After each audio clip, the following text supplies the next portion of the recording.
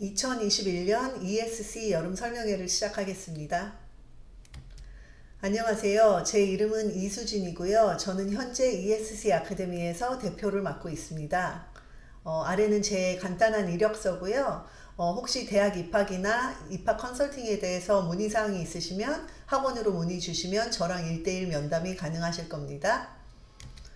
오늘 설명회는 저희 여름 특강에 대한 설명이고요. 진행 순서는 간단하게 제가 학원 소개와 함께 여름 시간표 소개를 드리고 그 다음에 선생님들이 나오셔가지고 각 과목별 설명을 드리겠습니다. 저희 학원이 올해 상당한 변화가 있었어요. 아시다시피 저희가 2월 달에 ESC 제주 캠퍼스를 오픈했고요. 거기에서도 역시 입시, SAT, ACT, 그리고 교과 과목, 선행학습이 이루어지고 있고 많은 학생들 관심하에 성공적으로 오픈을 해서 지금 잘 운영되고 있습니다. 저희가 현재 4월 달에 ACT 센터로 따로 오픈했어요. 타 학원들이 ACT를 하는 학원들이 몇 군데 있는데 저희 학원의 특징은 물론 유명하신 선생님도 모셨지만 온라인으로 똑같은 ACT 테스트하고 같은 형태의 그 테스트를 제공해 드림으로써 아이들이 조금 더 현실감 있게 시험에 대해서 대비를 할 수 있는 그런 과정이고요. 중간에 있는 노란색이 저희 본원입니다. 여기에서는 SAT를 메인으로 하고 AP, IB 그리고 교과 GPA 선행반이 있습니다. 우리 학원 하면은 ESC에서는 스타 강사로 유명하신 선생님들이 상당히 많으시죠. 저희 학원에는 대부분이 6년에서 한 12년 정도 된 선생님들이 많으시고요. 저희 학원의 특징은 이제 1대1 관리가 잘 되는 학원으로 유명하세요. 아이들이 수업뿐만 아니라 여기에서 자습 관리를 모두 다 해결하고 그리고 나서 귀가를 하게 돼 있는 시스템이고 온라인으로 역시 코로나 때문에 저희가 온라인으로 된 수업을 많이 보완을 했어요. 그래서 구글 클래스룸을 통해서 아이들 숙제와 피드백을 받으실 수 있고 그 안에는 VOD로 저희가 각 수업을 녹화를 해가지고 어머님들이나 학생들이 부족한 부분은 다시 또 플레이를 할 수 있게끔 VOD도 제공하고 있습니다. ESC의 솔루션 저희는 통합학원으로 보시면 되고요. 원스톱 서비스예요. 여기에서 입시 원서뿐만 아니라 뭐 SAT 수업부터 교과 과정 또한 이제 학교 외적으로 할 수 있는 다양한 캠프나 그런 활동들도 저희가 여기에서 연결해 드리고 있습니다. 이런 연결은 전부 다 연회원제 또는 컨설팅 상담을 통해서 이루어지고 있어요. 우리 관리 시스템을 간단하게 설명드리자면 모든 SAT 수업은 끝나고 나서 무조건 3시간 정도 풀 테스트 비슷하게 수학을 제외한 테스트를 보게 돼 있고요. 토요일 날마다 풀 모의고사 4시간 반짜리 모의고사를 전체 학생들이 의무적으로 실전반에 있으면 들어오게 돼 있습니다. 그 외적으로는 교과하고 AP는 2시간 수업으로 이루어지는데 11시부터 1시 수업이시면 10시에서 11시에 자습을 하시든가 아니면은 점심 먹고 2시부터 3시까지 자습을 하게 돼 있어요. 저희 학원에서는 퀴즈를 봐서 그 퀴즈를 무조건 통과를 해야 이제 귀가를 할 수 있습니다. 영어 시간표인데요. 저희 학원에서 제공되는 모든 영어 수업은 한 페이지에 다 이루어져 있으시고요.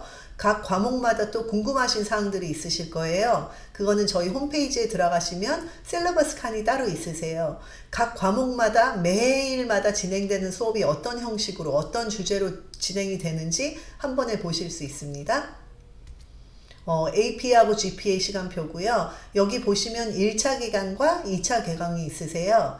5주 과정이고요. 1차하고 2차하고 똑같이 반복되는 과정이세요. 그래서 1차에 들어오시면 2차에 또 다시 그 과목을 수강할 이유는 없으시고요. 이거 5주 안에 100% 선행이 다 되시는 반이세요. 하지만 아이가 조금 귀국이 늦어지거나 해서 뭐 일주일 늦게 들어와서 6월 21일 날 들어오게 되시면 일주일치는 VOD로 대체를 하실 수 있고 아니면 2차 개강에 뒤쪽으로 일주일을 추가로 들어오시면 됩니다. IB도 똑같이 5주 과정이시고요. 저희가 지금 전문적으로 IB를 전공하시고 직접 수령한 IB 디플로마를 수령하신 선생님들로 이루어져 있으세요. 그래서 타 학원하고 조금 차별화가 되시니 조금 관심 있게 봐주시면 감사하겠습니다. 자, 그러면은 이제 순서대로 우리 SAT 선생님이 먼저 나오셔서 SAT 설명을 하시겠습니다. 감사합니다. 안녕하세요. ES 아카데미 에세이 대표 강사 션 윤입니다. 반갑습니다. 지금이 어느 때보다도 우리 학부모님들 그리고 학생들에게 가장 힘들고 어렵고 혼란스러운 시기일 거라고 생각합니다. 모든 것에 대한 해답을 드릴 수는 없겠지만 적어도 SAT1에 대한 해답만큼은 제가 지금부터 가장 간단하고 정확하게 알려드리도록 하겠습니다. 요 근래 가장 많이 들었던 질문은요. 과연 SAT1이 얼마 대학에 반영이 될까요? 라는 질문이었습니다. 자, 대학 가기 위해 제일 중요한 거는 SAT1이 아니죠. 사실 학교에서 공부를 하는 GPA일 겁니다. 자, 근데 이 GPA라는 거는 가장 중요하지만 근본적으로 어려움을 하나 갖고 있어요. 주관적인 판단에 의유할 수밖에 없다는 거죠. 나라, 학교, 그리고 선생님 이 세 가지 팩터에 따라서 똑같은 과목을 선정했다 하더라도 학생들의 어떤 성적이나 이 판단 기준점이 동일하지가 않고 다를 수가 있다는 거죠. 이걸 다시 말하면은 학생들 간의 어떤 비교적인 부분들이 사실은 불가능하건 내지는 어려울 수밖에 없다는 겁니다. 자, 그런 SAT1이라는 도대체 시험은 무슨 역할을 하는 걸까요? 이렇기 때문에 객관적 판단 기준점을 더해주는 거죠, 한마디로. 동양권과 서양권의 구분을 제외한 다른 구분들이 없는 시험이기 때문에 GPA보다는 훨씬 더 객관성을 유지를 하고 있는 시험이고요. 이제 그렇기 때문에 우리 학생들이 열심히 공부를 해서 받았던 이 높은 GPA가 정말로 그만큼의 수준이 되는 GPA라는 거를 SAT1 성적으로 뒷받침을 확실히 해줘야만 된다는 얘기죠. 그렇기 때문에 지금처럼 코로나라는 세대를 저희가 이제 도입한 지가 벌써 1년이 넘었고요. 그렇기 때문에 우리 친구들이 오프라인으로 돌아간 친구들도 있지만 아직까지 온라인으로 수업을 수강하는 친구들도 되게 많고요. 그리고 오프라인과 온라인을 1, 2주 간격으로 계속 반복적으로 움직이는 학교들도 꽤 많죠. 이제 그렇기 때문에 가뜩이나 온라인이라는 더욱더 주관적일 수밖에 없는 이런 컴포넌트가 들어와 있는 이 순간에 SAT1에 대한 시험에 대한 중요도는 당연히 그 어느 때보다도 더 높아질 수밖에 없다고 생각합니다. 그렇다면은 이런 SAT1 시험을 언제부터 보기 시작해야 될까요? 언제부터 공부를 시작해야 될까요? 불과 5년, 6년 전에만 하더라도요. 11학년, 12학년이 가장 많이 준비를 하고요. 시험을 보는 시험이 SAT1이었습니다. 기본적으로 학년이 높으면 높을수록 잘할 거라고 생각을 했고요. 그리고 실제로도 그게 맞았었고요. 하지만 2016년 3월 달에 SAT1이 개편을 함에 따라서 더 이상은 단순하게 학년이 높은 것만으로 SAT1 시험에 어떤 에지나 어드밴티지가 있다는 생각은 과감하게 버릴 수밖에 없었어요. 그래서 요 근래에 들어 지난 4년, 3년 동안의 트랙을 보면은 10학년과 11학년이 가장 시험을 많이 응시하는 학년이 되어버렸습니다. 특히나 11학년 당연하고요. 10학년의 레이쇼도 상당히 많이 올라갔어요. 요 근래 정말 요 근래 지난 한두 해 동안에는 심지어는 9학년 학생들도 상당히 많은 숫자의 학생들이 실제로 공부만 하는 것이 아니라 시험을 보는 친구들도 있었습니다.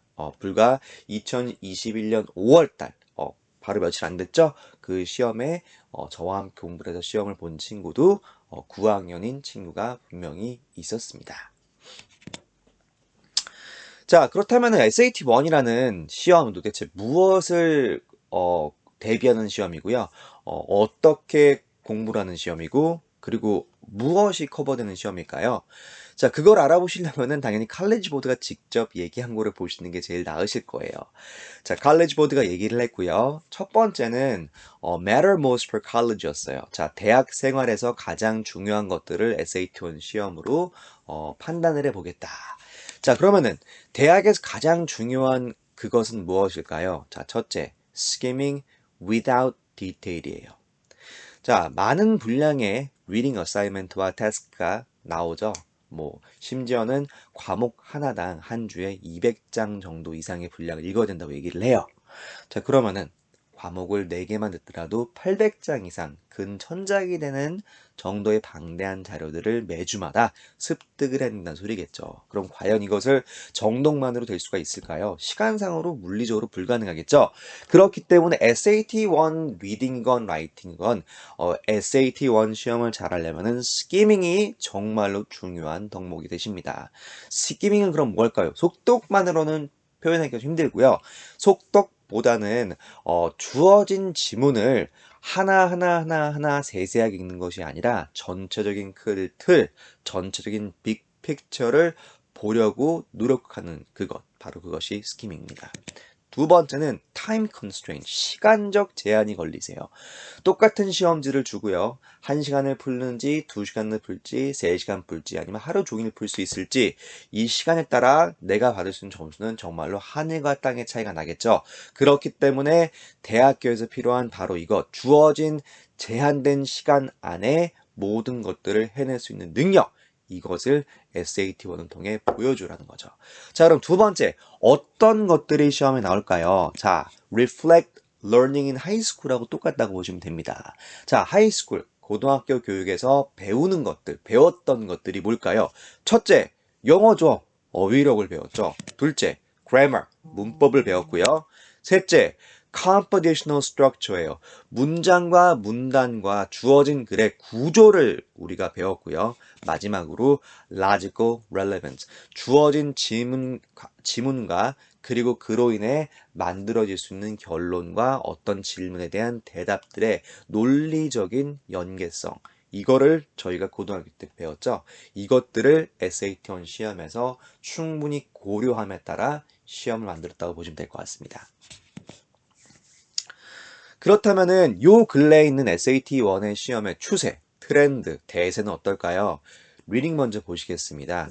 자, 빨간 글씨로 보이시죠? 10, 11, 12, 13. 당연히 대략적으로 학년 구문이라고 보시면 될 것 같아요. 자, 여기 나와 있는 요 5가지 구문들이, 5가지의 그 테이블이 뭐를 뜻하냐면요.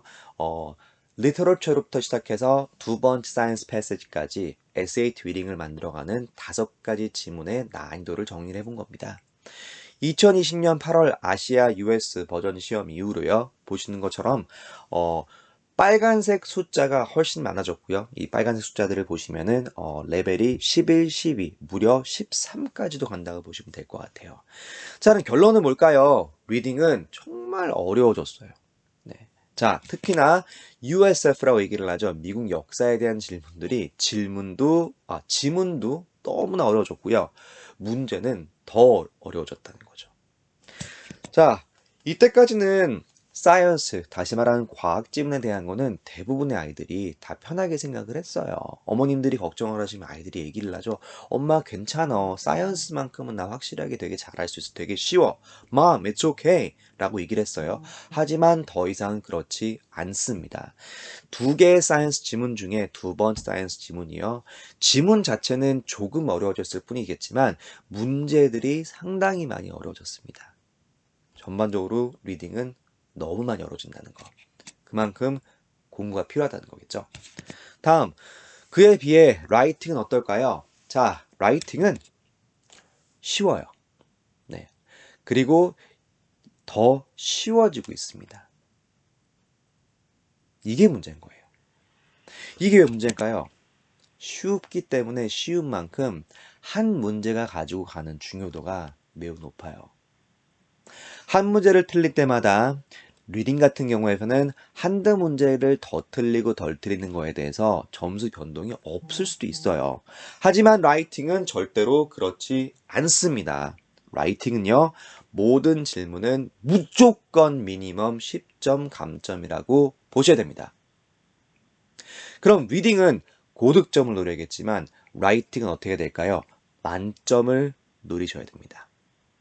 두 번째로 단순한 그래마, 문법만을 물어보는 문제와 콘텍스트, 다시 말하면 리딩의 연장선인 거죠. 결국에는 리딩의 연장선인 context based question의 비율이 자꾸만 조금씩 조정이 되고 있습니다. 그래서 이 테이블을 보시면은 왼쪽에 있는 숫자가 context, 오른쪽이 그래마, 두 개를 합해서 총 44문제죠. 요 근래 보시는 것처럼 2020년 12월 이후부터 이 context based question의 이 숫자가 14개, 15개까지 올라가고 있습니다. 자, 그럼 우리 학생들이 SAT1 시험을 잘 보려면은 기본적인 어떤 마인드로 문제를 접해야 될까요? 첫째, 누누이 말씀드리지만 스키밍입니다. 리딩과 라이팅 둘 다 동일하신 분이세요. 동일한 부분입니다. 하나하나를 세세하게 다 고려하면서 읽는 것이 아니라 전체적인 큰 그림, 빅 픽처를 파악하는 능력, 이렇게 리딩을 시작하고요. 다음, 퀘스천 빌딩을 해야죠. 얼마나 많은 학생들이 얼마나 많은 질문들을 문제를 올바로 분석하지 못해서 틀리는지 정말로 피력하기 어렵습니다. 그 다음엔 구조적인 접근을 해야 되겠죠. 마지막으로는 process of elimination이라는 정확한 논리적 사고에 의거하여 오답을 제외하고 정답을 만들어 가야 됩니다.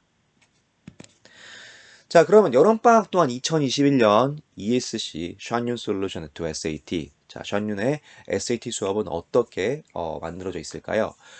4스텝을 보시면 될 것 같습니다. 첫째, 스텝스톤이에요. 자, 스텝스톤은 뭘까요?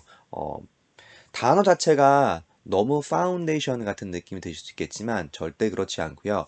스텝스톤이라는 거는 저만의 독특한 그리고 독자적인 내 영어 실력이 지금 높던 낮던 내 학년이 많던 적던 이 모든 상황을 고려하지 않고도 충분히 누구나 SAT1 리딩과 라이팅을 잘할 수 있도록 만들어줘야 되는 가장 중요한 것들을 스텝손에서 커버를 합니다. 어떻게 스키밍을 해야 되며 어떻게 문제를 파악해야 되고 어떤 식의 구조적 사고를 길러야 되며 어떤 식으로 process of elimination이라는 문제풀이를 해야 되는지 이 모든 것들을 스텝스톤 과정을 통해서 아이들한테 학습이 되고요. 그 다음 단계로 이것들을 적용을 시키겠죠. 무엇을 통해? 렉처를 통해서요. 이것들이 끝나고 나면은 당연히 실전 문제, 기출 문제를 통해서 아이들의 이 실력을 실질적인 점수로 확실하게 연계를 시킬 겁니다. 그리고 마지막으로는 퀘스천 뱅크, 문제 은행을 사용하겠죠. 그렇다면은 우리 학생들이 2021 여름방학 ESC에서 저와 함께 SAT를 리딩과 라이팅을 무엇을 공부하게 될까요? 자, 첫째 리딩입니다. 누누이 피력하는 스키밍을 배우게 되고요. 둘째, 맵빙을 배우게 돼요. 세 번째, 퀘스천 빌딩을 배우게 되고요. 네 번째, 프로블럼 솔빙을 배우게 되겠죠. 자, 라이팅은요.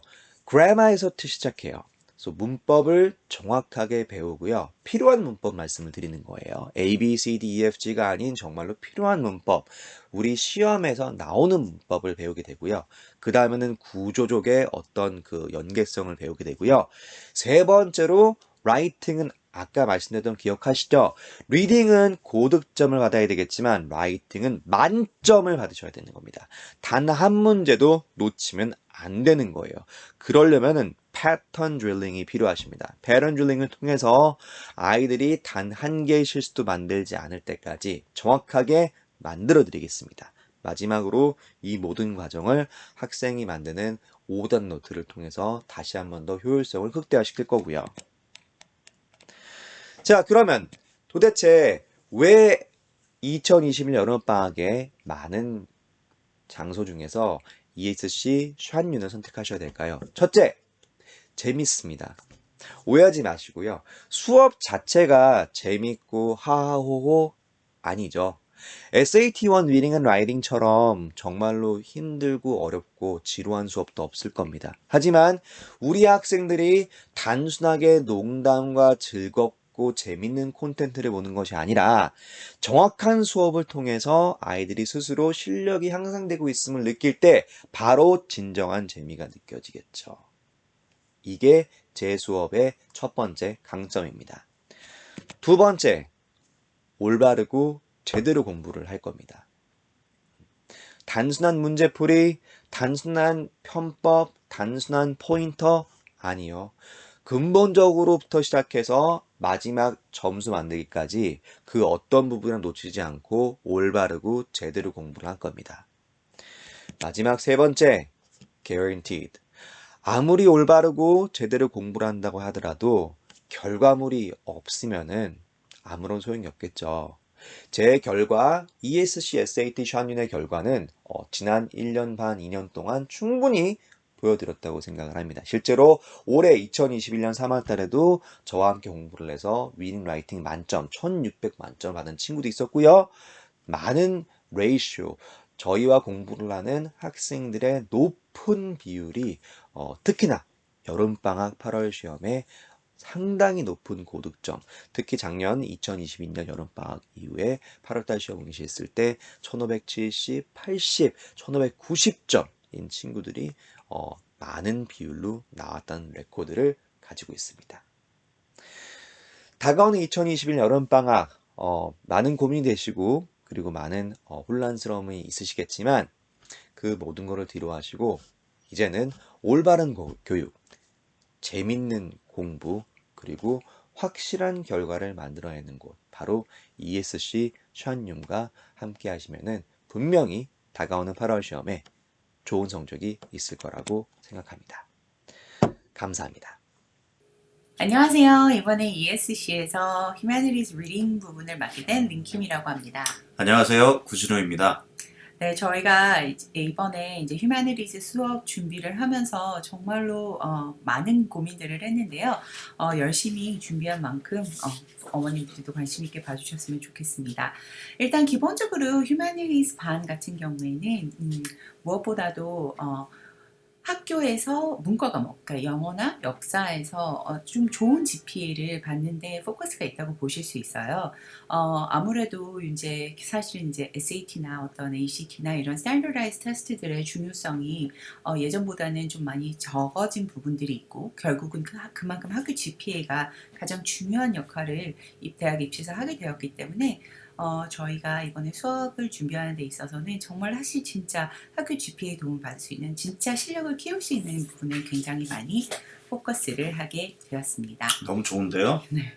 그래서 그럼 구 선생님, 제가 그래서 이제 가장 포인트로 여쭤보고 싶었던 게 구 선생님 독해력과 문해력의 차이 아시나요? 많이 들어본 거는 같은데요. 제가 알고 있기로는 최근에 미국에 있는 교육자들한테서는 아주 핫한 단어고 literacy proficiency라고 하던 것 같은데 근데 독해력과 문해력 이 차이가 있는가요? 네, 사실은 뭐 지금 너무 정확하게 말씀을 해주셨어요. 정말 핫한 단어가 맞고요. 그만큼 사실은 지금 요즘에 굉장히 중요하게 사람들이 생각을 하게 된 컨셉이기 때문이에요. 사실은 우리가 독해력, 문해력 했을 때 사실은 사람들이 이 두 가지를 굉장히 혼용하는 경향이 많이 있어요. 하지만 독해력, 그러니까 reading comprehension 과 문해력, literacy proficiency는 분명한 차이가 있어요. 독해력은 약간 지식을 탐색, explore 하는 데 있다면 문해력은 지식을 진짜 이렇게 좀 심화한다라는 게 있죠. 그래서 독해력은 사실은 그냥 글을 읽고선 이게 무슨 내용이구나, 그 자체 내용을 파악하고 뭐 이런 데 중요한 부분이 있다고 한다면 문해력은 사실은 글을 읽고 나서 이게 이 사회에선 어떤 의미가 있구나라는 아주 굉장히 깊은 이해를 할 수 있는 것들을 얘기한다고 볼 수 있습니다. 뭔가 굉장히 더 어드밴스된 레벨의 이해력이라고 생각은 드는데요. 네. 좀 더 말씀해 주세요. 글을 읽고 나서 이 글이 문화적, 사회적, 역사적으로 어떤 사실은 의미를 가지고 있었는지를 이해할 수 있는 게 사실은 문해력이에요. 그래서 독해력 같은 경우에 사실 독해력도 굉장히 중요해요. 독해력은 단어, 문법, 배경 지식이 있으면 독해력은 충분히 갖출 수가 있어요. 근데 이것을 가지고는 사실은 우리가 지문을 이해할 수 있고 그리고 사실 뭐 SAT나 ACT나 SSAT에서 문제를 푸는 데까지는 충분히 할 수가 있죠. 그러나 독해력과 critical thinking과 analysis, 그러니까 이것을 가지고 자신이 얼마나 능동적으로 critical하게 생각을 할 수 있는지에 따라서 이 문해력이 창조된다고 볼 수 있어요. 그러니까 예를 들어서 우리가 이렇게 뉴스를 볼 때요. 그러니까 이게 지금 어디서 어떤 지역에서 이런 일이 있구나라는 것까지는 우리가 이제 언어를 알아듣고 그리고 이제 뭐 기본적으로 그 지역에 대해서 알고 있다면은 충분히 이해를 할 수가 있지만 사실 이제 그 뉴스를 보고 나서 사실은 지금 이 뉴스는 뭐 팍스 같은 경우에 굉장히 보수적이고 뭐 CNN 같은 경우에 굉장히 막 진보적인데 그렇죠. 그냥 그걸 보고 그걸 모르고선 그냥 뉴스만 듣고도 이건 CNN이구나, 팍스구나 할 정도로 그러니까 어떤 그런 의도나 이런 것들을 이해할 수 있는 그런 것들이 결국 문해력이라고 볼 수 있습니다. 그만큼 그럼 문해력이라는 거는 기존에 나온 내용을 읽고 그 전달자의 정치적 성향, 그 다음에 의도까지도 알아낼 수 있는 단계가 되는 것 같네요. 네, 그래서 사실 우리 애들이 글을 읽고 나서 사실 정말 열심히 읽었는데도 정확하게 이해를 못할 때가 되게 많아요. 그러니까 내용은 알지만 또 그쵸. 내용을 모르는 맞아요. 거죠. 왜 그럴까요? 뭐 여러 가지가 이유가 있지만 결국은 뭐 사실 첫 번째는 아무래도 사실 단어들을 많이 모르다 보니 어휘력 부족. 네. 그 뉘앙스를 잘 이해 못하는 경우들도 굉장히 많고 또 사실은 애들이 이제 저희 세대하고는 굉장히 많이 달라져서 이제 모든 걸 이렇게 디지털화돼서 이렇게 뭔가 비주얼 에이드 막 이런 것들이 없을 경우에는 좀 금방 실증내하고 결국은 책을 좀 많이 안 보고 이런 면들이 있죠. 맞아요. 저 이런 거를 며칠 전에 읽었는데요. 스마트폰에 익숙한 세대다 보니까 그 읽는 시선이 보통 문장을 따라가서 왼쪽부터 오른쪽 가는 게 아니라 Z형이나 또 F형의 시선 또는 아예 역행의 시선으로 디지털 읽기의 형태가 드러나고 있다고 읽었고요. 그 다음에 또 린 선생님 스압이라고 혹시 들어보셨나요? 스압? 네, 수압도 아니고 수압은 스압. 잘 모르겠습니다. 스압이라고 요즘 이제 이 인터넷 세대와 이 스마트폰 세대 학생들이 사용하는 용어인데요. 스크롤 압박이라고 합니다. 즉 인터넷에 게시물의 네. 분량이 커지면 커지는 만큼 그만큼 오른쪽에 조그만한 스크롤바가 점점 작아지고 그만큼 읽어야 하는 게 훨씬 더 많기 때문에 스크롤바를 아래로 내렸다 올렸다 하거나 마우스 위를 계속 돌리는 거 그리고 그게 지루하다 보니까 아예 안 읽어서 그만큼 압박적이라서 스압이라고 하더라고요. 근데 사실 우리 때도 너무 두꺼운 그쵸. 책을 보면 벌써 중간에 좀 머리가 열심히 안 읽었던 부분이 있었던 것 같긴 한데 아무래도 요즘은 좀 더 그게 좀 익스트림해지지 않았나라는 생각이 드네요. 맞습니다. 그래서 이제 사실 문해력을 좀 갖추기 위해서 저희가 이번 수업을 정말 디자인을 열심히 했어요. 그래서 사실 독해력을 기본으로 하고 있을 때, 그러니까 사실 단어, 문법, 배경지식 이런 것들이 정말로 사실은 독해력의 기본이고요. 이 독해력을 갖추고 난 다음에는 critical thinking을 할 수 있어야 결국 이걸 활용할 줄 알고 창조할 수 있고 결국 그 말인즉슨 학교에서 GPA의 가장 중요한 포션을 차지하는 에세이를 잘 제대로 쓸 수 있는 거죠. 그렇죠. 네. 그래서 그럼 그렇게 하기 위해서는 어떤 것들을 해야 되는지에 대해서 저희가 연구를 많이 했는데요. 결국은 사실은 아무리 뭐 SAT나 뭐 이런 것들이 좀 덜 중요해진다 한들 또 컬리지 보드하고 AP만큼 기본적인 어떤 틀을 제시하는 것도 뭔가 없죠. 굉장히 있어 보이는데요. 네. 칼리지 보드에서 딱 이렇게 네, 파란색으로. 이제 그 웹사이트에 들어가셔서 사실 이렇게 소프스톤이라고만 치셔도 금방 나오는데요. 요즘에 이제 미국에서 그러니까 학교들에서 결국은 얘기하고 있는 가장 중요한 글을 읽는 방법입니다. 그래서 이게 AP 센트럴에서도 아예 그냥 우리가 네가 AP 공부를 하려면 이걸 할 줄 알아야 된다라고 그냥 딱 이렇게 내걸고 있는 하는 부분이죠. 네. 자, 그래서 소프스라 하면 굉장히 막 뭐 이렇게 거창하게까지는 아니시겠지만 뭐 이렇게 뭘까 싶은데 소프스라는 게 굉장히 쉬워요. 사실 speaker, occasion, audience, purpose, subject, tone. 그래서 결국은 누가 어떤 상황에서 누구에게 어떤 목적을 가지고서 어떤 주제로 얘기를 하는지 어떤 톤으로 이야기하는지 이걸 사실 이해하는 게 바로 소프스톤이에요. 그래서 이번에 저희가 리딩을 하는 데 있어서는 사실 매번 이 소프스톤을 굉장히 아이덴티파이 하는 부분을 굉장히 포커스를 많이 할 거예요. 근데 그런 것들을 어떤 자료를 가지고 하게 되냐면요. 뭐 보시면 아시겠지만 사실 뭐 요즘에 이렇게 좋은 그 굉장히 명문 보딩고에서 많이들 사용하고 있는 벌써 그 수업 material이기도 한데요. 뭐 current events를 갖다가 historically 어떻게 이해해야 되고 이런 것들이 다 자세하게 나와 있는 또 이걸 문학에는 어떻게 적용시켜야 되는지 휴머니티즈죠 결국 current events 뭐 social science를 전반적으로 이렇게 다 하는 굉장히 이런 중요하고 좋은 자료를 어떻게 찾으셨어요? 뭐 그 선생님이 사실 많이 도와주셨고 저는 뭐 사실 옛날 사람이라 이런 서치하는 거는 좀 약하지만 제가 이제 구한 걸 또 그 선생님이 또 이렇게 찾아주셔서 저희가 잘 쓰게 된 것 저희 같습니다. 린 선생님께서 또 저와 같이 함께 이렇게 찾고 분석도 하고 학생들한테 어떻게 잘 가르칠 수 있을지에 대해서 정리를 한 걸 바탕으로 특히 리딩에서는 소프스톤 즉 글의 이해도와 문해력 향상을 위해서 아주 좋은 방법으로 글을 제대로 읽고 그것에 대한 토론을 한다면 그 배경 지식을 쌓으면서 글쓰기 훈련도 같이 해줘야 하는 게 있겠죠. 즉 글 쓴다라는 것에 있어서는 본인만의 생각과 느낌 그리고 이런 필링 모든 것을 언어화, 글로 표현하는 방법인데 사실 저도 아직은 어려워요. 글을 잘 쓴다는 것 자체가요. 린쌤께서 보시기에는 요즘 학생들이 좀 에세이를 쓸 때 또 린 선생님께서 첨삭을 해주시거나 할 때 부족한 점이 있다면 뭐라고 생각하세요? 뭐 사실 이제 두 가지 경우인 것 같아요. 그냥 생각이나 분석 능력 자체가 조금 없는 애들도 있어요. 네. 솔직히.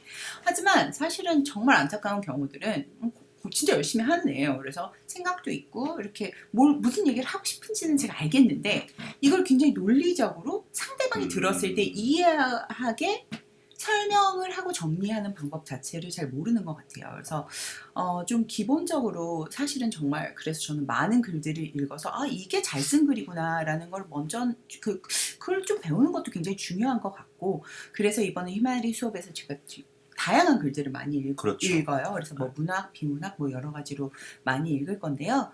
특히 사실은 요즘 학교들에서는 옛날처럼 그렇게 막 고전만 읽지 절대 않아요. 사실 맞습니다. 스파크 노트가 없는 책들을 위주로 많이 읽기 때문에 요즘에 현대문학에서부터 최근 근래에 나온 글들을 많이 발췌해서 공부를 한다고 들었어요. 네. 그래서 그렇게 다양하게 정말 학교에 가서 정말로 너무나 유용하게 프랙티컬하게 사용할 수 있도록 디자인된 수업이라고 보실 수 있습니다. 그럼 이번 휴머니티 수업에 있어서는 그만큼 다양한 글을 접하고 읽고 분석하고 연습도 하지만 문학, 비문학 작품을 같이 읽고 토론하고 그리고 잘 쓰인 문구를 필사하는 것까지 추가를 시켰습니다. 눈으로만 읽기보다는 직접 우리 학생들이 손으로 쓰면서 손으로 읽으면서 뇌를 좀 더 많이 자극하는 거죠. 네, 애들이 싫어할 것 같아요. 이거는 이 얘기는 그래도 비밀이었어야 시킵니다. 되는데. 그러면서 그렇게 해야지 우리 학생들의 생각을 좀 더 네. 논리적으로 그리고 설득력 있고 좋은 글을 많이 모방과 카피를 하면서 정리를 할 수 있는 스킬을 키워줄 수 하는 그 수업이 이번 휴머니티 리딩과 라이팅 수업인 것 같아요. 장문 수업 시간 같은 경우에는 포커스는 다음과 같습니다. 지금 여기에 보이시는 슬라이드고요. 뭐 효과적인 언어 사용법, language of the essay, 또는 글에 대한 요소, 다양한 elements of the essay, 논제와 주장, 조화, 편성과 구조 등이 있죠. 그리고 writing process, 글 쓰는 과정에 대해서도 공부를 하고 배우게 되고요. 그리고 린 선생님과 저와 함께 modes and types of writing, 다양한 장문과 글의 유형과 종류에 대해서도 공부를 하게 됩니다. 특히 이번 여름에 저하고 린 선생님이 같이 좀 많이 중요시 여기는 부분이 어떻게 보면은 Research and Documentation인데요. 그 Research and Documentation에 대해서 린 선생님께서 잠시 한번 설명을 좀 해주시겠어요? 네, 그 전에 중요한 슬라이드들이 그거는 제가 다시 한번 네, 보도록 하겠습니다. Research and Documentation 결국은 아까 말씀드렸지만 애들이 생각이 있기는 한데 그 생각을 이제 효과적으로 표현해야 되는 것도 있고 또 효과적으로 표현을 하려면 그냥 뭐 내 생각이 이렇다가 아니라 뭐 누구누구가 말하기를 뭐 윈스턴 처칠이 말하기를 이랬다 뭐 간디가 말하기를 이랬다 셰익스피어가 말하기를 이랬다 이런 것들을 갖다가 이제 끌어다가 이제 발췌를 해서 써야 되는데요. 애들이 사실은 이제 이 중에서 뭘 갖다 써야 되는지도 참 판단하는데 어려움을 느끼지만 이걸 또 제대로 다큐멘테이션을 하는 거를 사실은 잘 안 배워온 경우들이 많아요. 근데 사실은 이제 탑 보딩스쿨 같은 데서는 그러니까 미국 고등학교 꼭 보딩스쿨이 아니라 그렇죠. 그냥 학교들에서는 이거는 그냥 중학교 때 다 배웠다고 생각을 기본적인 것들이죠. 하는 면이 있어서 애들이 이제 9학년이나 10학년 때 가서 굉장히 고생도 많이 하고 이제 당황하기도 하죠. 그래서 맞습니다.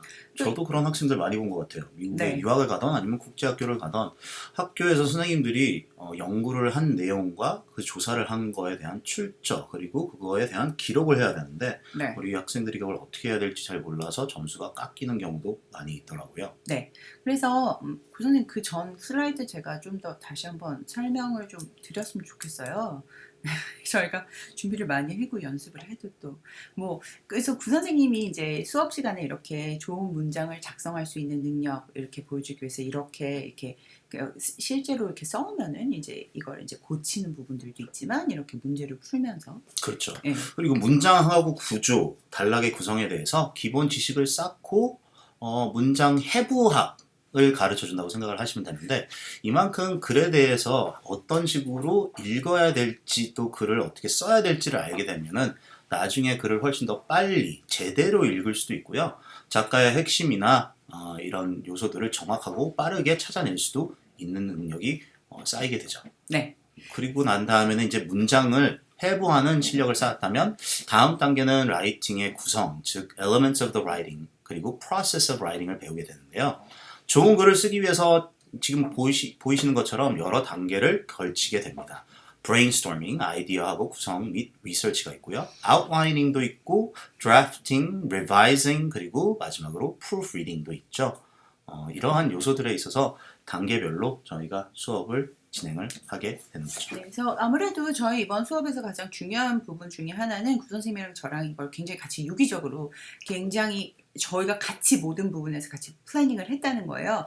그래서 저희가 어떤 무엇을 쓰고 있을 때 이제 리딩에서도 분명히 그 부분에 대한 그 백업이 이루어지고 또 라이팅도 그렇고 이렇게 저희가 굉장히 같이 이렇게 잘 플래닝한 부분들이 있어서 좀 그래서 저희가 이렇게 설명해도 이제 같이 하게 되는 거죠. 네, 이렇게 사실 저희가 이렇게 같이 수업을 한 지가 좀 거의 20년이 과하게 오래된 사이라 네, 오히려 이번 수업도 이렇게 애들이 reading, writing이 이렇게 꼭 굳이 다른 클래스가 아니라 나눠지는 이 게 아니죠. 휴머니티즈가 그렇거든요. 이게 역사 수업이야, 영어 수업이야 애들이 그렇죠. 그랬는데 이것처럼 reading 수업이야, writing 수업이야 이렇게 해서 같이 모를 거죠. 이렇게 combine 사실 그걸 나눈다는 것 자체가 좀 이상한 거. 네, 그래서 그렇게 되는 수업이라서 그게 좀 제 나름대로 우리 수업 장점이라 장점이고 생각합니다. 이번에 프라이드를 많이 가지고 있습니다. 네, 저희 이번 수업 진행 방법은 모든 게 이제 구글 클래스룸을 통해서 학생들과 모든 자료와 또 작성한 레슨 노트, 저희가 직접 작성한 레슨 노트는 물론 학생들한테 주어진 과제와 에세이 쓰는 것들도 다 온라인으로 공유를 하고요. 학생들이 작성한 에세이들과 그 첨삭한 거, 코멘트 남긴 것들도 구글 클래스룸 그리고 구글 다큐멘트를 바탕으로 실시간 공유를 하게 됩니다. 네. 그래서 뭐 실러버스는요 사실 이제 온라인에서 이제 어머님들 다 되게 쉽게 보실 수 있어요. 근데 제가 그냥 저희가 이제 너무 잘 만든 것 같아요. 일단 너무 자랑스러워서 꼭 얘기를 하고 싶었던. 그러니까 뭐 사실은 근데 저희가 정말 고심해서 고른 작품들인데요. 정말 좋아요. 내용들이 이렇게 해서 보시면 아시겠지만 그리고 아무래도 이제 ESC에서 이제 저희 또 원장님이 굉장히 중요하게 생각하는 이렇게 준비가 다 되어 있는데 우리밖에 없다. 또 이 말씀을 꼭 저희가 또 추가하면서 근데 정말 이 하나하나 보시면은 정말 이게 정말 이 학교 가서 딱 필요한 거라고 되게 느끼시게 될 거라고 생각합니다. 맞습니다. 네. 이제 좀 마무리를 해야 되겠죠? 네, 네. 저희가? 네. 그래서 일단은 요즘에 뭐 학원가나 또 선생님들도 다른 분들한테 참 많이 듣는 단어 중 하나가 역량이라는 단어인데요. 능력.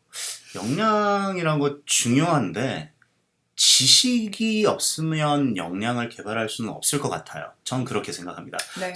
근데 또 지식과 역량은 대척 관계라고 보지는 않고요. 충분한 기초 지식을 바탕으로 비판적 사고 능력 등, 즉 역량을 발달할 수 있도록 수업을 준비했다라는 게 너무 기대되고 또 멋있네요. 아이들한테 너무 도움이 많이 될 것 네. 같아요. 이게 정말 자기가 좀 아는 것도 일단 좀 많아야 되고 좀 많이 아는 걸 그것도 사용할 줄 알고 거기에서 더 나아가 창의적으로 진짜서 사실 정말 목표는 이렇게 잘 배워가서 학교 가서 정말 GPA 잘 받고 내년에 와서 막 선생님 수업 시간에 배운 거 정말 많이 나왔어요 이런 얘기를 정말 듣고 싶은 저희 그 욕심에 정말 열심히 플래닝을 해서 정말 이렇게 맡겨주시면 저희가 최선을 다해서 열심히 즐겁게 빡세게 지도하도록 하겠습니다. 네, 잘 들어주셔서 감사합니다. 지금까지 린킴 선생님과 구준우였습니다. 감사합니다. 안녕하세요. ESC에서 수학을 담당하고 있는 김기종이라고 합니다. 네, 이렇게 만나 뵙게 돼서 너무 반갑고요. 오늘은 제가 한 5분 정도 되는 이 짧은 시간 동안에 많은 걸 설명드릴 수는 없고요. 일단 제 강의의 기본적인 특징들하고 관련된 부분들만 간단하게 설명드리고요. 그 다음에 알지브라 1, 2나 지오메트리, 프리칼이나 아니면 AP 과목들에 대한 자세한 소개는 저희가 매주 진행하고 있는 화요일 세미나가 있습니다. 예. 그 세미나에 참석해 주시거나 아니면 저희 홈페이지에 보시면 그 세미나 영상들이 쭉 올라와 있는데요. 그 영상들을 좀 보시면서 그 다음에 또 추가로 궁금하신 게 있으면 제 연락처로 따로 질의응답해 주시면 제가 또 성심껏 답변해 드리는 시간을 갖도록 하겠습니다. 네. 일단 첫 번째로 제 강의의 좀 특징을 한마디로 요약하면 저는 이 유비쿼터스란 말로 표현해 드리고 싶습니다. 일단 이 단어가 조금 어렵고 생소하실 수도 있을 텐데요. 이 사전적인 의미를 보면 언제 어디서나 우리가 컴퓨터 자원을 이용해서 현실과 가상세계를 결합시킨 것이라고 그렇게 디파인이 되어 있는데요. 이걸 조금 더 제 수업하고 관련지어서 말씀을 드리면요. 그렇습니다. 사실은 이제 테크놀로지가 많이 발전하고 이제 여러 가지 사회가 빨리 바뀌면서 저희 입시를 가르치는 이 강사들도 이런 어떤 새로운 테크놀로지를 강의에 접목시키고자 하는 노력들을 많이 하고 있습니다. 예. 저 역시 어떻게 하면은 이런 테크놀로지를 이용해서 조금 더 효율적으로 학생들한테 다가갈까 고민을 하고 있는데요. 그 고민의 결과로 저희가 쓰고 있는 것이 이 구글 클래스룸이라는 이 구글 클래스룸이라는 이 원스톱 포털입니다. 예. 이 구글 클래스룸 안에 들어가시면 실제로 한번 저희가 쓰고 있는 걸 제가 간단하게 영상 클립으로 준비를 좀 했는데요. 이렇게 보시면 그날 이제 진행된 수업들이 여기에 모든 것이 들어있다고 생각하시면 됩니다. VOD나 숙제 아니면 퀴즈를 비롯해서 학생들의 이런 질의응답 같은 것이 이 하나의 공간에서 다 이루어지고 있고요. 이제 여기에 접속하면 이렇게 자료들이 쭉 올라와 있고 학생들이 실제로 이제 굉장히 액티브하게 운영을 하고 있습니다. 사실 이 운영이 그렇게 쉬운 편은 아니고요. 굉장히 손이 많이 가고 있는데 이렇게 딱 들어와서 보시면 영상도 나오고요. 그렇죠? 네. 저희가 이제 여러 노력을 하고 저와 조교들이 많이 노력을 해서 이 구글 클래스룸 시스템을 좀 완전히 정착을 한 상태고요. 실제로 학생들한테 이제 피드백을 받아보면 도움이 많이 된다는 그런 평가들을 받고 있습니다. 이 구글 클래스룸의 가장 큰 특징은 뭐냐면은 컴퓨터는 물론이고 태블릿 PC나 심지어 셀폰에서도 수업과 관련된 자료들이 다 접근 가능하다는 그런 게 가장 큰 특징이고요. 그래서 비록 이제 저를 하루에 2시간에서 4시간 정도 아마 자습까지 하고 가면 만나고 그 이후에는 이제 제가 옆에 없기 때문에 많이 공백이 있을 수 있다고 생각하실 수 있을 텐데요. 이런 구글 클래스룸을 통해 항상 학생들 옆에 존재하고 있다는 그런 효과를 주고 있다는 면에서 제가 유비쿼터스러운 말로 한번 표현을 해봤습니다. 네. 두 번째는 이제 저희 학원의 가장 큰 특징이 뭐냐? TA 관리 학습입니다. 다른 학원들도 TA 관리 학습 물론 다 하고 있습니다. 하지만 저희 ESC가 가장 먼저 시작을 했고요. 그다음에 이번 여름에 이제 저를 도와서 같이 수학 클래스를 이끌 4명의 조교들 역시 전부 다 이미 확정이 된 상태입니다. 이 조교 4명 학생들도 모두 다 저랑 2년 내지 3년 이상 다 같이 공부했던 친구들이고요. 실력과 인성을 동시에 갖춘 친구들이 이제 저를 도와서 클래스를 운영하는데 이 4명의 조교들이 함께 한다. 그 말씀이고요. 이 TA들이 하는 일이 매우 많습니다. 생각보다 하는 일이 굉장히 많은데요. 일단 애프터 클래스 퀴즈 관리를 합니다. 저희 클래스 같은 경우는 모든 수업이 수업 전 혹은 후에 1시간씩 퀴즈가 있습니다. 그래서 이 퀴즈를 원활하게 잘 운영하고 그 다음에 학생들이 혹시 모르는 부분이 있으면 질의응답을 항상 해주는 것을 그날 안에 모르는 것을 해결해 주는 걸 목표로 하고 있고요. 그 다음에 경우에 따라서 수업이 많이 조금 어려워하는 모든 학생들이 수학을 다 잘할 수 없겠죠. 어려운 학생들을 위해서 저희가 예약제로 20분에서 30분 정도라도 1대1 개별 케어를 해줄 수 있도록 이 TA들하고 일정을 다 조율해서 잡을 수 있습니다. 그 다음에 그날 퀴즈나 숙제에 대해서 궁금하실 텐데요. 이 TA들이 하루에 한 번씩 부모님께 문자를 발송해드리고요. 혹시 궁금한 게 있으시면 물론 제가 이제 시간이 될 땐 제가 답을 해드립니다만 제가 없더라도 조교들이 항상 대기하고 있다. 그 말씀 드리고 싶고요. 물론 이제 이 공부라는 것이 또 사람이 하는 일이기 때문에 이런 기술적인 부분만으로 되지 않는다는 거 잘 알고 있습니다. 그래서 제가 항상 말씀드리는 부분이 이 공부라는 게 입시라는 것이 이 학생을 중심으로 해서 강사와 이 부모님들이 3인 사각 경기를 하는 거라고 생각을 하는데 항상 생각을 하고 있는데요. 그런 의미에서 이제 커뮤니케이션을 잘하는 게 매우 중요하다고 생각합니다. 그래서 5주 수업을 기준으로 해서 제가 적어도 1주에서 2주 넘어갈 때 이렇게 서면이나 아니면 전화로 코멘트를 드리고요. 그 다음에 또 4주에서 5주 넘어가는 또 기간에 그 수업 퍼포먼스가 어땠는지 학생들의 개별적인 부분들을 제가 다 짚어서 적어도 2회 이상의 커뮤니케이션 할 수 있는 기회를 갖는다. 그리고 제가 첫 시간에 슬라버스에 제 카톡과 연락처를 다 오픈하는데요.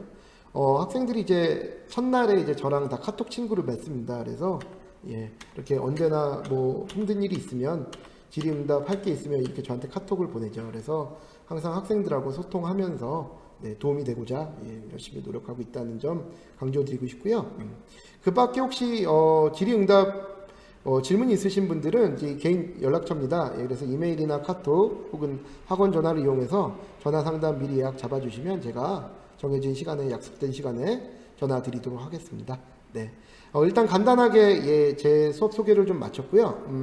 아까 말씀드린 대로 개별 과목들과 관련된 그런 부분들은 저희 홈페이지에 오시면 매우 자세하게 과목별로 설명되어 있는 영상들이 있습니다.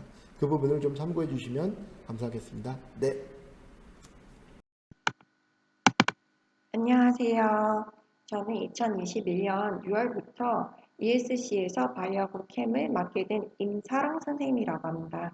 반갑습니다. 코로나 전에는 어머님들과 대면으로 직접 뵙고 바이오하고 캠에 대한 정보에 대해서 직접 알려드릴 수 있게 됐는데요. 코로나 이후에는 비대면으로 많이 하게 돼서 오늘은 제가 2021년 여름에 바이오하고 캠에 대해서 말씀드리고 싶어서 만나 뵙게 되었습니다. 자, 인트로덕션 같은 경우는 제가 가르치는 과목에 대한 소개를 하고 있고요. 두 번째 같은 경우는 많은 압구정 강사들 중에서 제가 가지고 있는 장점에 대해서 조금 말씀드리고 싶어서 이 슬라이드를 집어넣게 되었습니다. 저의 강의가 다른 선생님들하고 다른 점은 첫 번째, 저는 압구정동에서 12년 이상의 경력을 가지고 있는 바이오하고 캠을 같이 가르치고 있는 선생님이고, 두 번째 같은 거는 그런 히스토리가 쌓이다 보니까 학교 내신별로 완벽한 대비를 할 수 있게 커리큘럼을 짜놓고 있습니다. 세 번째 같은 경우는 인터넷에 있는 자료들이라든지 그런 것보다는 저의 자체 제작의 교재를 사용하게 되고 있는데요. 그거는 AP라든지 IB라든지 안어라든지 다 똑같다고 생각하시면 될 것 같습니다. 그래서 제가 12년 동안 모은 여러 가지 노하우를 집필한 그런 프린트들 아니면 자체 교재라고 생각하시면 될 것 같습니다. 세 번째 같은 경우는 바이오하고 캠 같은 거는 그림, 데이터 분석, 그리고 학교에서 진행하는 랩 리포트에 대해서 저희가 학교마다 조금 중요한 랩 리포트들 같은 경우는 체크해서 미리 준비를 해보기 때문에 학교 가서 그 부분의 주제가 조금 변한다고 하더라도 어떻게 쓰는지에 대해서 저희가 미리 준비하고 가기 때문에 걱정을 많이 안 하셔도 됩니다. 네 번째, 특히 복습 동영상인데요.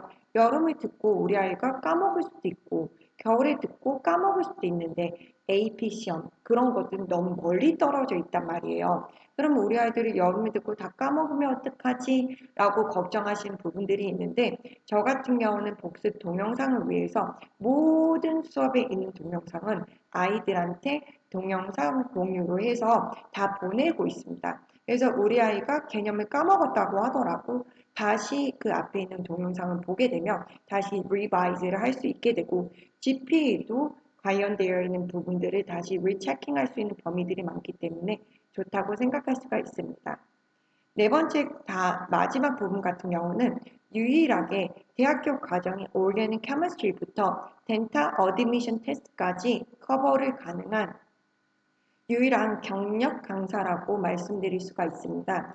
저 같은 경우는 고등학교 친구들이 반 정도가 클라이언트라면 반 정도는 또 대학교 친구들이 클라이언트로 있습니다. 왜냐하면 바이오를 가르치고 캠을 가르치다 보니까 제 제자들이 워낙 이제 풀덴탈이나 풀메드 쪽으로 간 친구들이 워낙 많이 있기 때문에 그런 친구들 때문에 DH까지 가르치게 됐고 콜ум비아라든지 NIU라든지 한국 학생들이 많은 곳 같은 경우는 교수님들의 오르가닉 케미스트리 자료들도 굉장히 많이 쌓여져 있는 상태입니다.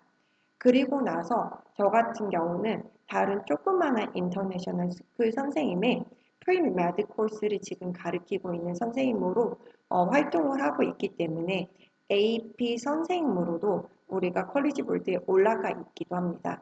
그러니 너무 이제 준비하는데 큰 걱정은 하지 않으셔도 될 것 같습니다.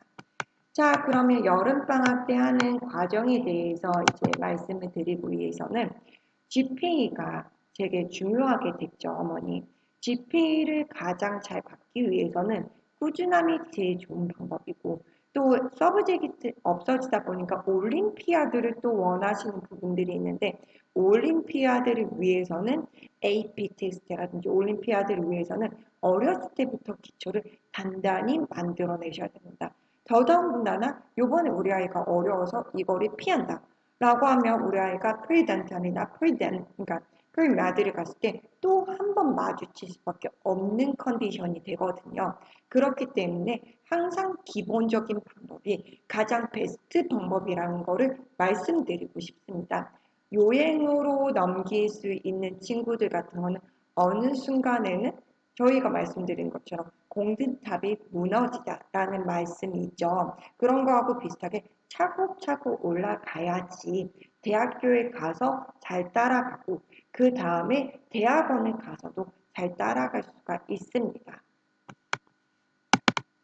자, 아놀 바이오 클래스에 대해서 말씀을 드리면 바이오를 배우는 첫 단계고 멘토리 클래스입니다. 모든 친구들이 다 해야 된다는 거죠. 그리고 아놀 바이오에서도 굉장히 잘해야지 AP로 올라갈 수도 있고 보딩 스쿨들 같은 건 9학년이 굉장히 바이오가 좀 어렵습니다.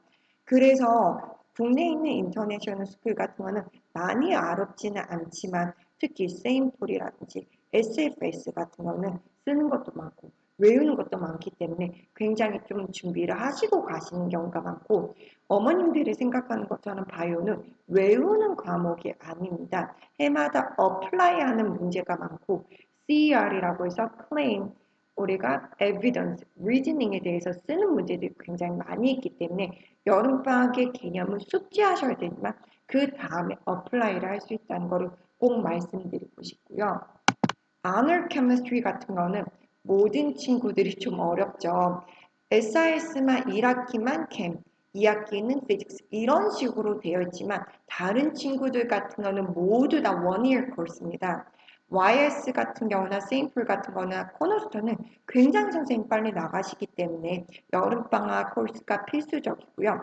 KRS 선생님들 같은 경우는 두 분이신데 어떤 분에 따라서 GPA 갭이 조금 큽니다.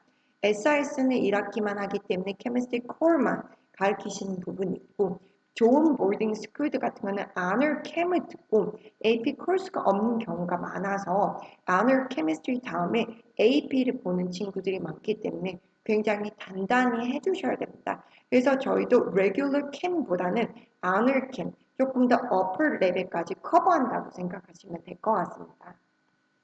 자, 또한 AP 바이오하고 캠은 어려워졌기 때문에 AP 바이오는 전 세계 6%, AP 캠은 전 세계 10%만 5점을 받기 때문에 어려워진 AP 바이오 같은 경우나 케미스트리에서 고득점은 큰 베네핏이죠. 왜? 서브젝트 테스트가 달라졌기 때문입니다. 없어졌기 때문입니다. 그렇기 때문에 9월 이후에 GPA 관리 코스를 할 수도 있긴 하지만 저희는 이제 여름방학 때 듣기를 원하시는 분들은 어떤 학교는 앞에서부터 나오고 어떤 학교는 뒤에서부터 나가시고 어떤 학교는 중간부터 나가시기 때문에 우리 아이가 통상적인 반을 들었을 때 뒤에부터 나가시는 분들 같은 경우는 또 큰 영향을 받으실 수가 있겠죠. 그래서 학교마다도 SIS, KIS, 세인폴은 굉장히 빠른 진행을 하고 있고 세인폴은 특히 1학기는 모든 1년 과정을 끝내시고 2학기 때 리뷰만 하시기 때문에 특히 세인폴은 엄청 빨리 나가시고 KIS나 달톤은 좀 중간 모더레이트 스피드고 API스는 너무 느리게 나와서 다 커버를 못 하십니다. 그래서 GPA는 좋지만 AP 준비하실 때 굉장히 큰 영향을 받게 되죠. 자, 그 다음에 어머님들이 되게 많이 준비를 원하시는 바이오 올림피아다, 캠 올림피아드에서 말씀을 드리면, 저희 같은 경우는 그린카드 이상이면 세임 파이널이나 파이널에 나갈 수가 있지만, 그린카드가 없으시면 로컬 테스트 정도만 볼 수가 있는데요.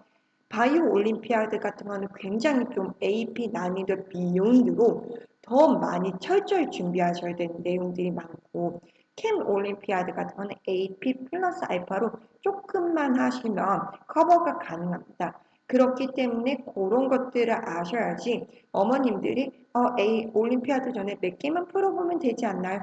라고 하실 수 없거든요. 그래서 그런 부분들에 대해서 굉장히 잘 알고 계셔야 되는 게 좋으실 것 같습니다. 자, 그럼 다음에 대학교 과정에 대해서 제가 미리 말씀을 드려놓은 PPT인데요. 이런 대학교 과정들 같은 경우는 제가 조금 더 깊게 얘기한 이제 동영상 이제 프로그램이 있어서 그런 부분들에 대해서 참고로 하시면 좋으실 것 같습니다. 그리고 개별적인 상담을 원하시면 어머님들이 학원에다가 번호를 알려드리면 제가 연락드리도록 하겠습니다. 또한 요거는 사이언스에 흥미가 있는 학생들 중에서 썸머 프로그램에 대해서 제가 말씀드린 부분이 있고 그 다음에 되게 유명한 프리메드 코스에 대해서 제가 정리를 해놨습니다. 프리덴탈이라든지 약대까지는 굉장히 아직까지도 쉽게 들어갈 수 있는 학교들이 있는데요. 프리메드 같은 거는 워낙 어려워서 9학년 때부터 좀 철저히 준비를 하셔야지 프리메드라든지 컴바인 프로그램에 가서 합격을 하실 수가 있습니다.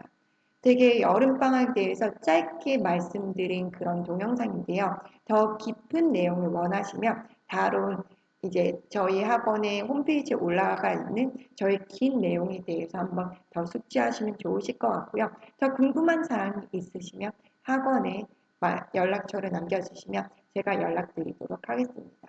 네, 감사합니다. 안녕하십니까. 이제 물리와 고급 수학 부분을 맡고 있는 김원성 선생입니다. 2021년 썸머 특강 기간 중간에 ESC에서 제공되고 있는 그런 과목들에 대해서 간단하게 설명 좀 드리겠습니다. 먼저 물리 얘기부터 하겠는데요. 일단은 학생들이나 학부모님들께서 가장 많이 하시는 질문이 이겁니다. 피직스라는 과목은 하나인데 학교마다 조금씩 이름들이 달라요. 그리고 내용도 다르고 범위도 다르고 이런 상황이 있는데 학원에서 대체 우리 애가 어떤 과목을 들어야 내신 성적에도 도움이 되고 그리고 나중에 AP나 또는 ID나 이런 공부들을 할 때 도움이 되겠느냐 이런 질문들을 많이 하십니다. 그래서 일반적으로 고등학교에서 오퍼되고 있는 그런 피직스 과목들을 프레임업이라는 이름으로 이렇게 한번 만들어 봤습니다. 먼저 어렸을 때는 학생들이 저학년 때 7학년, 8학년 이럴 때 인테그레이티드 사이언스라고 해가지고 피직스, 케미스트리, 바이올로지 또는 지구과학 분 다 합한 그런 과목들을 듣게 되죠. 그러다가 조금 올라가면은 컨셉셜 피직스라는 과목을 학생들이 하는 학교도 있고 아닌 학교도 있습니다. 이런 거를 우리 애가 컨셉셜 피직스를 한다. 그럼 그게 뭐냐? 이렇게도 질문들 하시는 학부모님들 많이 계신데 요거는 뭐냐면은 일반적인 물리예요. 근데 물리 그러면 생각하는 막 수식 복잡하게 나오고 이런 거 있지 않습니까? 그런 것들 되도록 빼고 그 다음에 어떻게 보면 약간 좀 정성적으로 퀄리테이티브한 그런 내용들만으로 구성한 그런 과목들입니다. 이것들 굉장히 이것 자체가 이렇게 쉬운 과목은 아니에요. 사실은 말로 돼 있다고 해가지고 수식 복잡하게 나오지 않으니까 쉬운 거 아니냐 하시는 분들도 있는데 이것도 굉장히 중요한 과목이고 아주 어떻게 보면 학생들이 제대로 컨셉을 잡기에 어려운 그런 과목일 수 있습니다. 조금 더 올라가면은 보통 이제 레귤러 피직스, 아널리스 피직스 이런 식으로 이름이 되어 있기도 하고 그 다음에 이제 그런 프리레퀴짓 다 마친 학생들이 이제 AP 피직스를 하게 되는데 다른 바이올로지나 아닌 케미스트리나 이런 과학 과목에 비해서 그런 과목들은 이제 AP가 하나뿐인데 근데 피직스는 4개나 돼요. AP 피직스 알지브라 베이스 돼가지고 1, 그 다음에 2 이렇게 되어 있기도 하고 그 다음에 피직스 C에도 미케닉스, 그 다음에 일렉트로마그네티즘 이렇게 되어 있기도 합니다. 우리 애가 여기를 배웠는데 AP를 들을 수 있어요. 제가 거의 매일 듣는 질문입니다. 레귤러 아날리시스 피직스를 하고 그 다음에 AP를 하게 원래는 되어 있어요. 그렇게 이제 오퍼가 되어 있는데 근데 실제로 학원 수업에서는 그것들을 알아야만 수업을 듣는 이런 건 아닙니다. 그러니까 어차피 AP 피직스 1을 하던 2를 하던 아니면은 AP 피직스 C를 하던 간에 어차피 처음부터 하게 되어 있어요. 물론 앞에서 많이 배웠으면 도움 되죠. 도움 되는데 근데 전혀 우리 애가 너무 시간이 없어가지고 또는 저학년 때는 다른 과목을 해야 되기 때문에 물리를 못했는데 지금 학년이 올라가고 나이가 먹다 보니까 그냥 AP를 당장 하려는데 이걸 과연 할 수가 있는 거냐 아니면 AP를 하기 위해서 앞에서부터 다 해야 준비를 할 수 있는 거냐 이제 이렇게들 걱정들을 하시는데 그럴 필요 없습니다. 그냥 바로 여름에 그냥 수업 들으면 됩니다. 물론 다른 학생들보다 조금 더 신경을 쓰긴 해야 돼요. 그런데 학원에서 강의하는 그런 내용들은 뭐 정해놓고 하는 것들이 아니라 늘 무조건 따라올리면 따라올고 말리면 말아 이게 아니고 학생들의 수준에 따라서 그리고 앞에 그 기초는 없다고 생각하고 그리고 하는 경우가 대부분이기 때문에 큰 문제는 없습니다. 이런 식으로 되어 있는데 가장 큰 차이점이 뭐냐? 요거하고 차이점이 뭐냐면은 캘큘러스를 쓰느냐 안 쓰느냐 그 차이가 있어요. 캘큘러스를 쓰느냐 안 쓰느냐 쓰면 이제 아래쪽이고 안 쓰면 이제 위쪽이고 뿐만 아니라 물리 과목에 어떻게 보면 포인트가 조금 다릅니다. AP6 알지브라 베이스드 1하고 2 요거는 굉장히 서술형이 많아요. 서술형이라는 게 수식을 쭉 쓰는 것도 아닌 서술형인데 그런 게 아니고 그냥 말로 설명을 또는 자기 주장을 논리적으로 푸는 그런 과정이 중요시되는 경우가 많습니다. 그러니까 수식 복잡한 그런 내용은 상당히 많이 빠져 있어요. 그리고 또 실험이 강조가 돼 있어요. 실험 같은 거. 학교에서 물론 뭐 고등학교에서 실험을 하는 학교도 있는데 근데 이제 현실적으로 대부분의 학교에서는 어떻게 보면 학생들이 니네들 이런 실험 해봤니? 그럼 해본 학생들이 거의 없어요. 실험을 뭐 말로 배운다고 볼 수 있죠. 그러니까 그런 거에 대한 준비도 좀 많이 해야 되고요. 그래서 어떤 실험 디자인을 해보라든가 이런 문제들이 많이 나오는데 그런 것 때문에 좀 골치 아픈 그런 경우도 있습니다. 그리고 AP6 1이나 2가 C나 이렇게 좀 보기 어렵다고 생각되는 게 캘큘러스 써가지고 어렵다고 생각되는 픽스 C보다 점수가 안 나옵니다. 그러니까 5점 받는 비율이 그다음에 AP6 1이나 2가 훨씬 낮아요. 뭐 거의 한 10% 미만이고 AP6 같은 경우에는 뭐 거의 한 25% 정도 5점 받는 게 뭐 매년 거의 비슷합니다. 약간씩 차이는 있지만은 물론 뭐 AP6C는 공부 잘하는 학생들이 많이 하니까 그래서 성적이 좋은 그런 것도 있긴 합니다만은 학생들이 점수 따기에 약간은 좀 어려운 감도 있어요. 자 그래서 학부모님들이 이제 이걸 택하실 때 우리가 이공계 쪽으로 많이 갈 생각이다. 앞으로도 공부를 많이 한다. 그렇게 되어 있으면 그냥 그리고 이제 뭐 AP6 1, 2도 해야 되고 AP6C도 해야 되느냐 그걸 다 해야 되느냐 물론 다 하면 좋죠. 그런데 뭐 물리만 할 게 아니지 않습니까? 다른 과목도 많고 시간도 없고 하는데 이거를 뭐 다 할 수는 없겠고 그렇다면 꼭 골라라. 그러면은 학생들에 따라서는 우리는 문과다. 그러면은 AP6 1 쪽으로 가시고 또는 뭐 2까지 하면 좋은데 아마 이 시간이 많이 걸릴 거예요. 그다음에 우리는 이과 쪽이다. 그러면은 이과까지 하면 좋은데 만약에 정 문제다 그러면 이거 스킵하시고 AP6 1이나 이런 건 스킵하시고 그냥 바로 C로 올라가도 괜찮습니다. 미케닉스, E&M 이건 두 개 선택해서 볼 수가 있어요. 미케닉스만 보는 수도 있고 아니면 E&M도 볼 수 있고 아까 뭐 이 종류가 많다고 말씀드렸는데 AP6가 이제 4개나 된다고 그랬죠. 그 1 여기 AP6 알지브라 베이스드 1, 2 있고 그다음에 AP6C에도 미케닉스, E&M 있는데 전부 선택해서 볼 수가 있습니다. 골라서 볼 수가 있어요. 그러니까는 이것들을 다 해야 되는 그런 건 아니고 다른 학생도 있습니다. 꽤 어떻게 보면은 AP를 뭐 10몇 개씩 하는 그런 학생들은 이거 뭐 거의 취미 삼아 AP 성적을 이제 수집하는 그런 것처럼 많이 보는 학생도 있는데 꼭 그럴 필요는 없고 일단은 학교에서 어느 정도 기초가 됐다는 거. 근데 기초가 됐다는 게 꼭 물리를 배워라 이게 아니고 학교에서 수학적인 기초가 어느 정도 되면 그러니까는 엘지브라 2라든가 아니면은 프리캘큘러스라든가 이런 게 되면은 이 위로 올라가지고 바로 배울 수는 있습니다. 근데 이제 캘큘러스 아까 말씀드렸죠. 캘큘러스 이제 AP6C 같은 경우에는 원래는 그 프리레퀴짓에 캘큘러스가 있어요. 그러니까는 그걸 다 듣고 나서 그 다음에 들어라 이런 식으로 안내는 되어 있습니다. 그럴 필요는 없습니다. 그 중에서 가장 간단한 미분, 뭐 다항식이라든가 또는 삼각함수라든가 뭐 지수함수, 뭐 익스포넨셜 펑션 이런 것들의 미분 적분 정도만 할 수 있으면 되기 때문에 크게 이렇게 어려움은 없고 그리고 또 실제로 AP6C 강의에서는 캘큘러스 가장 기본적인 내용까지 이제 가르치면서 하기 때문에 뭐 캘큘러스 안 했다 해가지고 물론 알긴 알아야 되는데 캘큘러스 안 했다고 해가지고 학원 강의는 못 듣고 이런 건 아닙니다.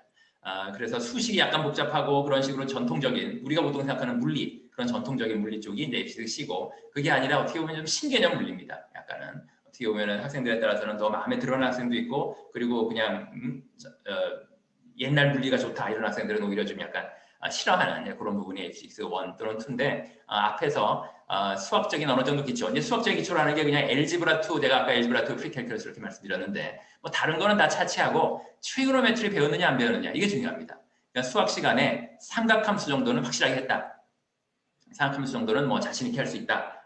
이러면은 뭘 해도 상관없어요. 다른 거는 해가면서 하면 됩니다. 근데 수학 그 엘지브라 2 또는 프리캘이나 이런 거 하면서 삼각함수가 확실하지 않다. 이러면은 저는 물리 듣는 것보다 그런 수학 쪽에다 좀 더 시간을 많이 투자한 다음에 그런데 트리고노메트리 쪽이 확실하게 된 다음에 그 다음에 피직스를 하시도록 그렇게 권고를 드리고 싶습니다.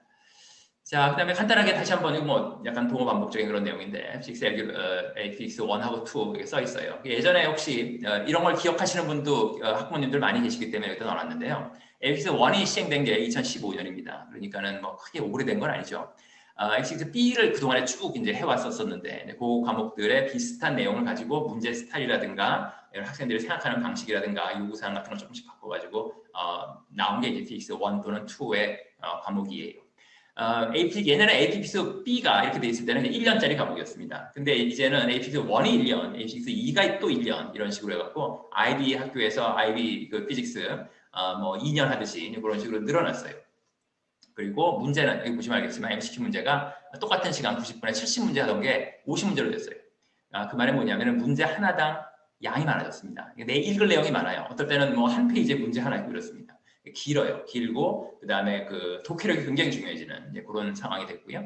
그 다음에 FRQ 이제 쓰는 거예요. 쓰는 건데 서술형이죠. 주관식 문제인데 이런 것도 이런 식으로 바뀌었는데 점수 배점 약간씩 다르고 그 다음에 이제 크게 차이가 난다는 건 뭐냐면은 여기 지금 2, 3 이렇게 되는 거 25분 내에 풀 수 있는 거. 그러니까 배점이 높은 거 2문제, 배점이 낮은 거 3문제. 여기 이제 AP6 1이고요. AP6 2 같은 경우에는 뭐 배점 낮은 거 2개, 뭐 높은 거 2개에서 2개씩 이렇게 나옵니다. 큰 차이점 뭐냐면 실험 디자인이 굉장히 강조가 되어 있습니다. 이런 실험을 하고 싶다. 이런 거를 내가 관찰을 하고 그다음에 그거를 분석을 하고 싶다. 너 같으면 실험 어떻게 할래? 디자인해라. 필요한 게 뭐가 있을까? 어떤 장비를 가지고 그리고 어떤 과정을 거쳐 프로시저를 써라 라든가 그리고 해석은 어떻게 할 것이며 오차를 줄이고 싶은데 오차 같은 건 어떻게 줄일래? 뭐 이런 거 물어봅니다. 그러니까 정답이 사실은 없죠. 그러니까 정답은 없고 학생들의 그런 논리적인 플로우를 물어보는 그런 문제가 오히려 더 많습니다. 그래서 이제 그런 것들이 있기 때문에 학생들의 공부하는 스타일이 약간은 조금 예전 전통적인 그런 물리 방식과는 약간 달라지겠고요. 그 다음에 우리 수업할 때도 학원에서 수업할 때도 항상 그런 이그젠플 같은 것들을 많이 주면서 학생들이 생각할 수 있도록 그런 식으로 유도를 하고 있습니다. 여기 뭐 써 있는 거는 뭐 그냥 단순한 내용이고요. 동시 물론 응시 가능하고 따로따로도 가능하고 초이스가 많죠. 그다음에 혹시 이제 뭐 IB 학교 다니는 학생들은 IB H1이랑 거의 내용이 비슷합니다. IB H1도 사실은 캘큘러스 안 쓴다는 점에 있어서는 거의 안 쓴다는 점에 있어서는 뭐 피직스 1, 2와 크게 다를 점은 없어요. 자, 그리고 피직스 C는 이제 캘큘러스 베이스입니다. 우리가 보통 생각하는 물리입니다. 그냥 어렸을 때부터 혹시 전공 이쪽이 아니신 분들도 피직스 그럼 생각하는 그런 물리. 그게 이제 피직스 C가 내용이 되는 거고 캘큘러스가 꽤 많이 들어가는 편이고요. 꽤 많이 들어간다고 해도 미분이나 적분에 관한 내용이지 어떤 이론적인 수학적인 이론이라든가 그런 게 나와 있지는 않으니까 크게 걱정은 안 해도 됩니다. 내용은 뭐 이 정도입니다.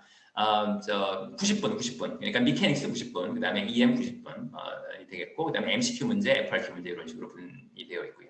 자, 그 다음에 또 많이 받는 질문 중에 하나가 이제 우리 애가 공부를 잘한다. 물리 쪽 굉장히 잘하고 그 다음에 올림피아라든가 뭐 이런 쪽으로 공부를 하고 싶다. 그러면은 어떤 식으로 이제 준비를 해야 되느냐 이렇게도 여쭤보시는데요. 미국의 올림피아드, 학생들 중에는 미국에 이제 다른 학생들이나 아니면 국제학교나 이런 학생들 많으니까 미국에 있는 올림피아드가 보통 이제 F=MA라고 보통 1월달이나 2월달에 매년 1월달이나 2월달에 1년에 한 번 정도 열리는 시험이 있습니다.